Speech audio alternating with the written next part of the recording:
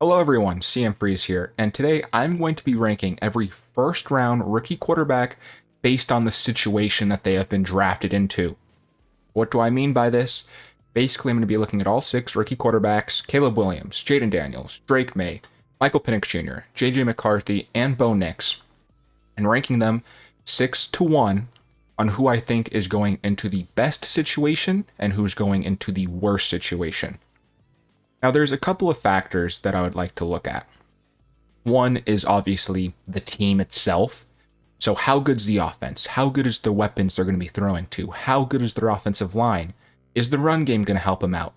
The defense also plays a huge part of it as well. Look at Justin Herbert and the Chargers. Justin Herbert is one of the best quarterbacks in the NFL who's putting up 30 points a game and still losing because his defense is that trash. Even look at Caleb Williams at USC.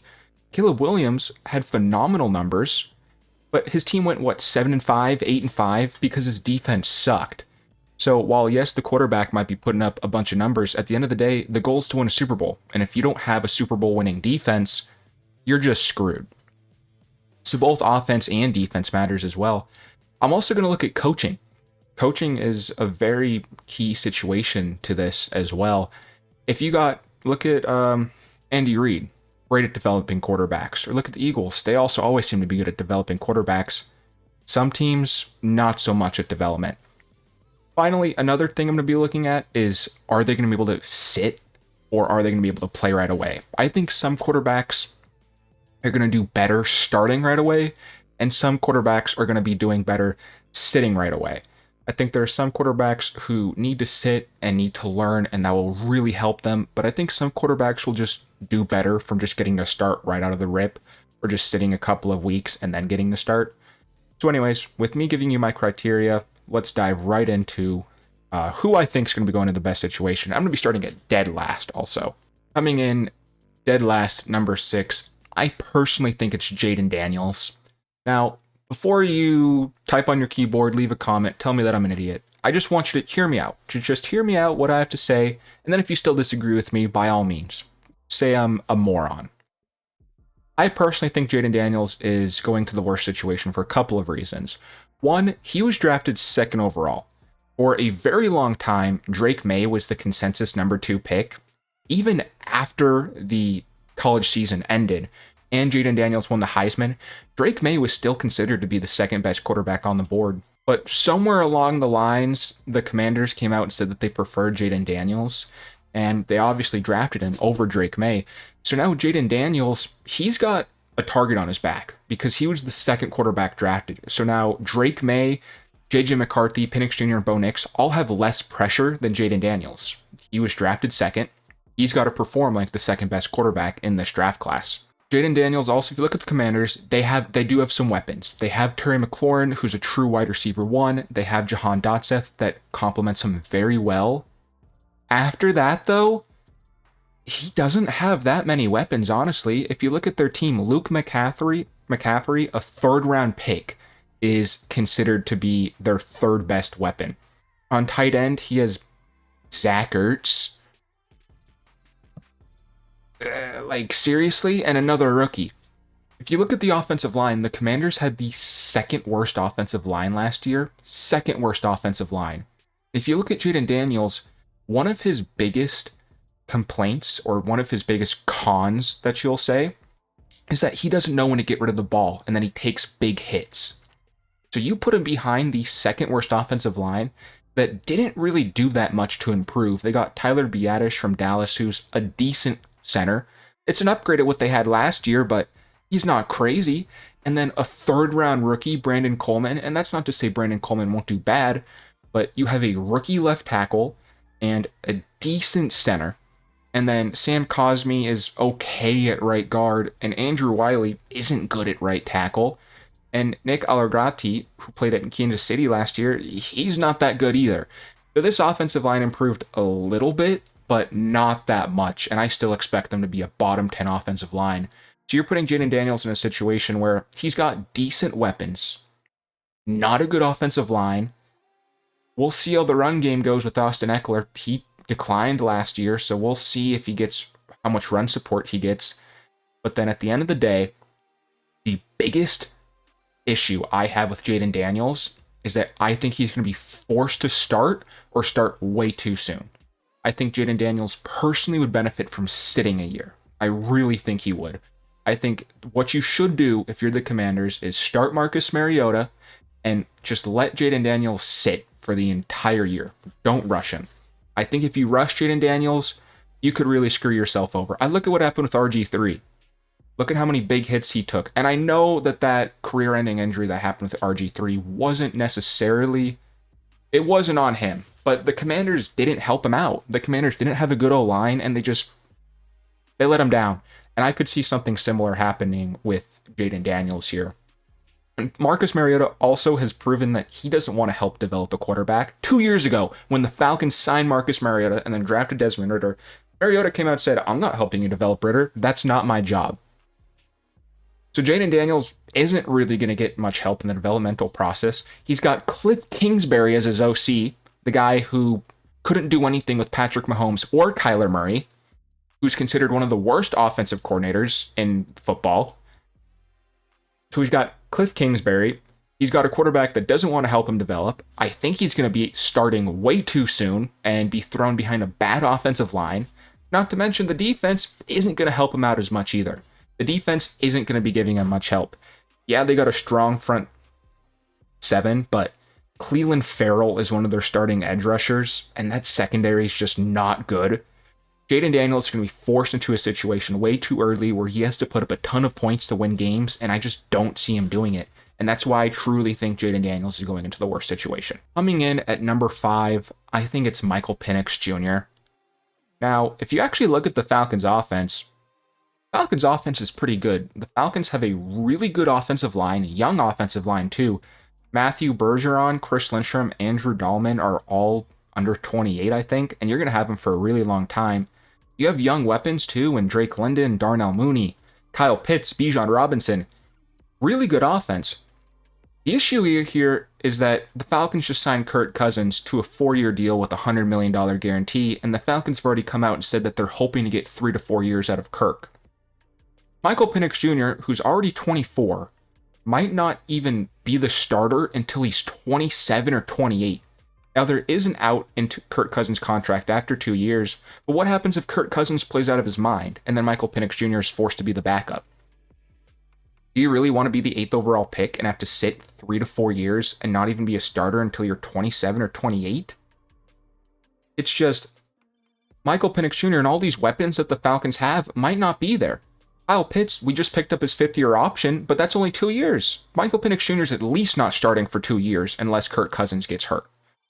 So he might not ever get to play with Kyle Pitts. Who knows what's going to happen with Drake London and Bijan Robinson at that time too? Who knows? This team could be completely different in 2 years, so we can't even really tell if Michael Penix Jr. is going to be in a good situation or not. I'd also like to point out that a lot of the Falcons fans are pissed off that we drafted Michael Penix Jr. and said that we should have drafted someone else. So he's got a big target on his back as well, because a lot of people are calling this a terrible pick. People are rooting for Michael Penix Jr. to not succeed, and if Michael Penix Jr. sucks and doesn't do good, oh my god, fans are going to be booing and calling for his head. Because Michael Penix Jr. is sitting for minimum 2 years, he's going to instantly have to play well. If he doesn't play well in his first year, people are already going to be calling for his head and booing him. And Michael Penix Jr., which isn't his fault. Obviously, this is not his fault. He could be a great quarterback, but I think Penix Jr. would actually benefit from starting right away. I think if you look at all 6 quarterbacks, he's the one you least likely want to sit for 2 years. I think out of all the quarterbacks, he's the one that most likely should start right now because he's already so old. And because he's already played for 6 years. He's already got 6 years under his belt. What development do you need with Michael Penix Jr.? What development? To learn the playbook? You're saying it's going to take him 2 years to learn your playbook? I just don't get it. The Falcons clearly drafted him. I don't think they're trying to develop him, really. I think they already think he's good enough to start. Just they have Kirk Cousins. They're like, yo, let's just take the guy who's best player available and have him sit for 2 to 3 years. But if Michael Penix Jr. doesn't do good his first year, he's screwed. He's going to be forced to play well. And I don't know. I just don't like the situation Penix is going into. Again, the Falcons defense isn't that good, but again, in 2 years, who knows where the team's going to be. It's so hard to say where Michael Penix Jr. is going to be, but all the other guys are going to be starting either this year or sit a year. Michael Penix Jr. is going to be screwed and has to sit 2 to 3 years when he's already 24. So he's just not going into a good situation. Coming in at number 4 is I have Bo Nix. Now, the Denver Broncos team, I think, is a little underrated. And I'm not saying they're going to be good by any means. Not saying they're going to be good by any means. But if you look at their offense, they still have Courtland Sutton, who is a number 1 wide receiver. I'm not saying he's a top 15 receiver or anything, but he has number 1 potential. He has a number 1 build. He's tall. He can go up and get the ball for you. Tim Patrick, I think, is an underrated wide receiver that's just been crippled with injuries. And then the Denver Broncos, they have Marvin Mims Jr., who was a good rookie last year. They have Troy Franklin, who was Bo Nix's number 1 wide receiver in college, so he gets a returning face to help him out as well. Lil Jordan Humphreys was also young last year too. The Broncos have some young weapons that can develop alongside Bo Nix. Not to mention their offensive line isn't that bad. Garrett Bowles, really good left tackle. Mike McGlinchey is an average right tackle, but that interior offensive line is pretty solid. The Broncos have a decent offensive line. And I think Bo Nix is also going to be in a position where I think he's going to benefit from a starting.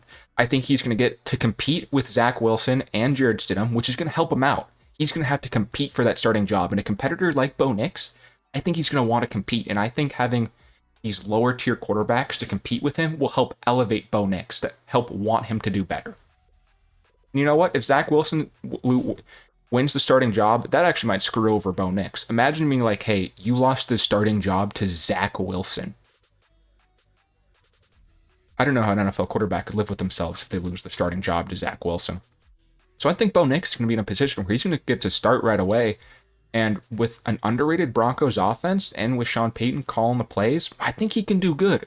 Now, the issue here with Bo Nix is this defense is pretty bad. This isn't a good defense. They lost Justin Simmons, who's been their best defender for a really long time. Don't really have much in the edge rushing department whatsoever. The Broncos front seven is okay. Like, this defense isn't that good. That's what's really setting Bo Nix back from me putting him in the 3 spot, is that the Broncos defense isn't that good and isn't going to help him out that much. But as long as the offense does good and as long as Bo Nix does good, I think he'll be fine his rookie season. And I think that he can actually play pretty good in the Broncos system. Coming in at number 3 for me is Drake Maye. What I really like about Drake Maye's situation is that he truly gets to sit for the entire year. The Patriots signed Jacoby Brissett to a 1-year contract. Have Jacoby Brissett play the entire season and just let Drake Maye sit the entire year. Don't rush it like you did with Mac Jones. Let Drake Maye develop, because he truly is, I think, that high upside quarterback that if you give him a year on the bench, learn the playbook, just learn the game flow of the NFL. And Jacoby Brissett has come out and said he wants to help quarterbacks develop. Jacoby Brissett has helped quarterbacks develop before. He's been a veteran guy who's been bouncing from team to team, and he's helped young players develop. And I really like Drake Maye's situation. Now, the Patriots are the exact opposite of the Commanders, where they have a really good offensive line and a really bad group of guys to throw the ball to. The offensive line, they have Mike Wenneru, one of the best offensive linemen in the league. David Andrews, really solid center. Cole Strange, really good left guard. Now, they could develop at left tackle and at right guard, but they drafted a couple of rookies who won't be starting this year, who, if they can develop, can help out Drake Maye next season. The Patriots, their weapons aren't the best, but they got 2 young rookies in Polk and Baker, who I think could become really good weapons. And Drake Maye's going to learn with them as well. I just think Drake Maye's in such a good situation here going to New England. I think that it couldn't have worked out any better for Drake Maye. Just the 2 quarterbacks ahead of him just went to better situations. But I think for Drake Maye, this was the perfect situation for him. He gets to sit a year. He gets to learn alongside young weapons and develop with them as well, like Polk and Baker. They still have Kendrick Bourne, who did really good for him last year. Young, good offensive line. The defense is a little bad, but I do think that Jared Mayo is going to get the defense in shape, and I think that this Patriots team will do better than they did last year. I just really like the situation for Drake Maye, and that's why I have him here at 3. So I can't lie, between 1 and 2, I did have to think about this for a little bit. But I am going to put J.J. McCarthy here at 2, and there's one big reason that McCarthy's here at 2. And if you know by now, Caleb Williams is at 1. The main reason I've JJ McCarthy at 2 and Caleb Williams at 1 is because of the defense. Vikings defense sucks and is not going to help JJ McCarthy at all. Offensively, JJ McCarthy went to the best situation. He's got Justin Jefferson, who's arguably the best wide receiver in football, Jordan Addison, a great compliment to him. Don't really have that much behind that, unfortunately. Brendan Powell is okay, but N'Keal Harry, really? Vikings might need to get another weapon, and if either Jordan Addison or Justin Jefferson get hurt, which they were last year a little bit, McCarthy's screwed. Now, you still got TJ Hawkinson, who's a beast tight end, really well for them. The offensive line for the Vikings is phenomenal. Christian Darrisaw and Brian O'Neill at tackle. Just what a killer punch. Garrett Bradbury's a really good center as well. And then Ed Ingram's a decent right guard. The weakest link is Blake Brendel at left guard for them there. But really good offensive line. Phenomenal weapons. Justin Jefferson just makes the entire team better because you got to put 2 guys on him. JJ McCarthy, you couldn't ask for a better offensive situation to go into. Now, I do think JJ McCarthy would benefit from sitting. So we'll see what happens here. There is Nick Mullins and there is Sam Darnold. JJ McCarthy might be forced to start a little bit sooner than I would like him to. We'll really see what happens because JJ McCarthy's kind of like this outlier, right? He's the one quarterback that no one really knew where to grade him. There's some people out there that bash on JJ McCarthy because he didn't really pass a lot in that Michigan team. That Michigan offense was run first, and JJ McCarthy got a benefit from that. But there's some people that said, hey, when you asked JJ McCarthy to make throws, he made phenomenal throws. So it's really hard to actually judge JJ McCarthy. They also picked up Aaron Jones, so he is actually going to help them in the run game as well. McCarthy goes to an excellent situation. Just like I said, this defense isn't doing him any favors at all. Just look at this secondary, man. Who the hell is Evan Aklabia? I have no clue who that is, and he's their starting corner. I know Byron Murphy. I love Byron Murphy. Hell, I don't even know who this nickelback is. Oh, Josh Melitis. Actually do know who that is. Can't be good, though. Like, this secondary is awful for the